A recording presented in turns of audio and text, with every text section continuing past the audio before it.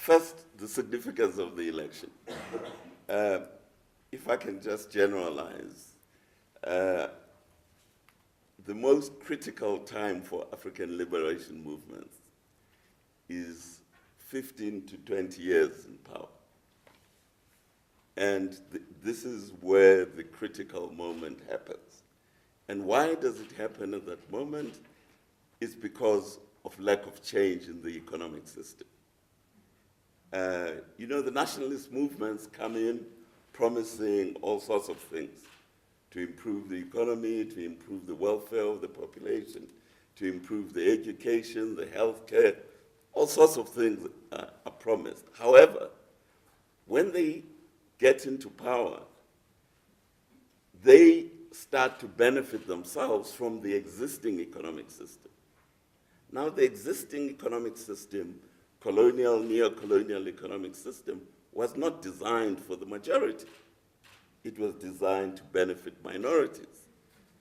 Now, what happens is that they get absorbed into the existing privileged minorities, which is what has happened in Zimbabwe, which is what is happening in South Africa now. We have this black elite or middle class, call them what you may, who have been absorbed into the existing elite. In fact, we can go a step back and go to the nationalists, the Afrikaner nationalists. The Afrikaner nationalists got absorbed into the existing English-speaking elite, and they preserve the economic system because they now become beneficiaries.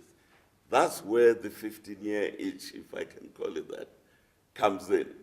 Because the masses, they start to say, these guys had promised us all those things. 15 years into this whole operation, these things are not coming. Or we keep being told we have to be patient, or we keep being told, actually, your welfare has improved enormously. I mean, you go to Diepsloot, and the ANC is standing up there in Diepsloot saying, your welfare has improved enormously. We've built 5 million houses. They don't tell you how many of them have collapsed, but they say we've extended the telephone system. They don't tell you how many have been cut off, that we have extended the electricity system, and so on and so forth. So that's when trouble begins. So here I would like to disagree with Aubrey a bit. That's when class politics starts. And we are seeing this in South Africa very clearly. This black and white elite now are in partnership. So, but the old economic system remains in place. And so the mass of the people who are excluded start to demand that they get the benefits. And what are we seeing happening in South Africa? We are seeing the old methods of the old elite, repression against the working class, for example. 44 people were killed in Marikana, 34 of them by the police. There is a pretense that somehow this happened accidentally. Well, it didn't happen accidentally. When you go armed with a high-velocity rifle, it's very different from going with tear gas. So it was a deliberate strategy. So we are seeing the old methods reappearing, and then you are seeing also the poor sections of the population starting to move. Now, coming back to the question then of what's happening to the ANC. Makino did a very interesting survey after the last general election.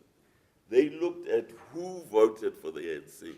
You know, we all pay attention to how much is the ANC going to get, the DA, the EFF, whatever. But actually a much more important question is who voted for who. If you look at, according to that survey, which was done after the last election, at least two-thirds of the people who voted for the ANC don't work. Now, that is an underclass. So the ANC's political power rests on the vote of the underclass, not of the working class.